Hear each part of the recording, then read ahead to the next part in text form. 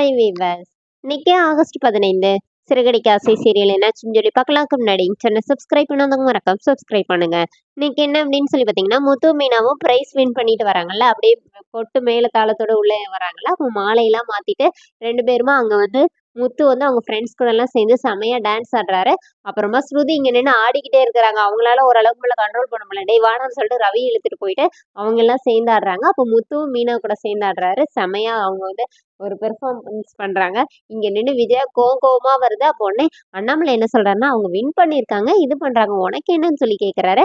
அப்புறமா விஜயா உள்ள போக இருக்கிறாங்க. எங்க போற, ஆரத்தி தட்டு, ஆரத்தி அந்த இது சூடத்தை பொருத்திட்டு போய் ஆரத்தி இடு அப்படின்னு உடனே விஜயா கோவமா வருது. அப்ப ஸ்ருதியை கூப்பிட்டு எடுக்க சொல்றாங்க. அப்ப ஸ்ருதி வந்து நீங்க எடுத்தாதான் ஆன்ட்டி நல்லா இருக்கும், மீனாவோட அம்மாவையும் சேர்த்துக்கோங்கன்னு சொல்லிட்டு அப்புறமா அவங்க ரெண்டு பேருமா சேர்ந்து எடுக்கிறாங்க. இப்போ எல்லாருமே வாசலோடயே கிளம்பிடுறாங்க. போயிட்டு வரோன்னு முத்து மீனா வீட்டுக்குள்ள போனோடனே அந்த 1,00,000 அந்த இதை கொண்டு போய் இது இப்ப எங்க மாட்டுறது அப்படின்னு சொல்லி பார்த்துட்டு இருக்காங்க. அண்ணாமலைக்கு ரொம்ப சந்தோஷமா இருக்குது.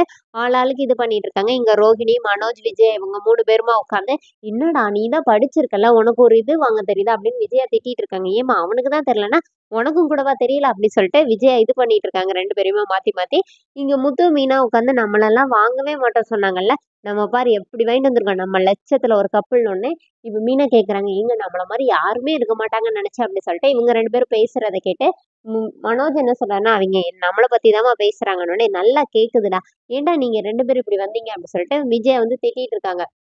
உடனே மனோஜ் என்ன சொல்றாருன்னா, அவங்களுக்கு ஒண்ணும் நடத்தவே தெரியலம்மா, அவங்க லோக்கல் கம்பெனி போல அப்படின்னு சொல்லிட்டு இருக்கிறாரு.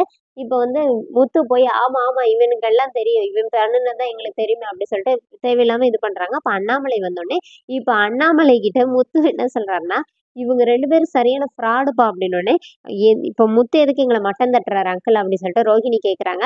அப்போ உடனே மீனா அவங்க சொன்னதை நீ சொல்லு அப்படின்னோடனே, அவங்க ஏதோ சர்வே எடுப்பாங்களாமா, புருஷனுக்கும் பொண்டாட்டிக்கும் சண்டையே வராட்டி அவங்க வந்து ஏதோ ரகசியத்தை மறைக்கிறாங்களாம் அப்படின்னோடனே, இப்போ அப்ப அண்ணாமலை அப்படியா சொன்னாங்க அப்படின்னோடனே, அப்படி இருக்காதுடா, சிலவங்க எதுக்கு வீணா சண்டை போடணும்னு சொல்லிட்டு கூட அமைதியா இருந்துருவாங்க அப்படின்னோடனே, உன்னை மாதிரியாப்பா அப்படின்னு சொல்லிட்டு முத்து வந்து அண்ணாமலைகிட்ட கேக்குறாரு. இந்த மாதிரி ரகசியத்தை மறைப்பாங்களா அப்படின்னு சொன்னோடனே ரோஹிணி அங்க இருந்து கிச்சனுக்குள்ள போயிடுறாங்க.